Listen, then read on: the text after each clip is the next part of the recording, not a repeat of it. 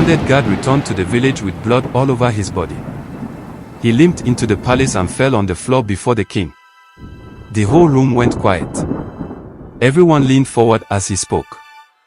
He said, "Your Majesty, a warrior in the forest, he killed them all. Only I survived. The boy is with him now." The king's face changed. Fear. Then rage. He stood up slowly, walked to the guard, and said nothing for a few seconds. Then he gave the order. "Kill him." They dragged the guard out, and I never saw him again. That same night, the king called his special advisor. A quiet man with a long scar on his face. He used to be one of the warriors back in the old war, the one who helped push Ikenga off the cliff. The king asked him, "Who do you think this strange warrior in the jungle is?" The man looked down for a while and then said, "It might be Ikenga. Or his ghost." The king shouted, "No. Ikenga is dead and gone." Then he smashed his wine cup against the wall and stormed out of the hall. Everyone kept silent. We knew something deep was troubling the king. Far away in the jungle, Ikenga and his son were packing to return to the village. They tied their bags with ropes made from dry vines and started their journey back to Okigwe. His love and care for the boy was so real. The boy looked at him, confused. "Who is my real father?" he asked. "Did he die from a leopard attack like the king said?" Ikenga said to him, "Your mother knows your father."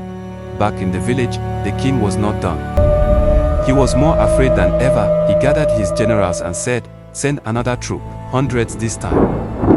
Find that boy and kill him. I don't care who is with him. Burn the forest if you must." So they marched. Over 100 armed men, spears, bows, and shields. Their feet shook the ground, but not everyone in the village was still. Ikenga's wife, the boy's mother, had been walking from village to village, searching for her son barefoot. Her eyes were tired, her voice gone from crying, calling on the gods and the sun to bring her only son back to her. The weather became stormy. The warriors are now in the forest. Ikenga and son are now faced with hundreds of enemies in the middle of nowhere. Though the battle line drawn. An ambush has been set for Ikenga and son. As a spear came from the bush aiming the boy's head, Ikenga caught it with his bare hands. Both father and son faced the fierce warriors in an epic battle of skills and strength, moving like lightning and thrusting their spears like thunder.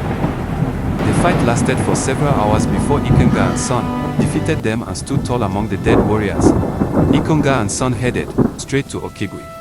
The news of the defeat spread like wildfire in Okigwe. Fear gripped the whole village. The king was alerted. The strange warrior who saved Ikenga's son has annihilated hundreds of his warriors and now heading to Okigwe with the son of Ikenga. Rumors and gossips followed. Some said it was Ikenga, others believed it was a ghost killer. I saw the soldiers. I saw the battle and I saw the truth coming back to the land. This story is not yet over.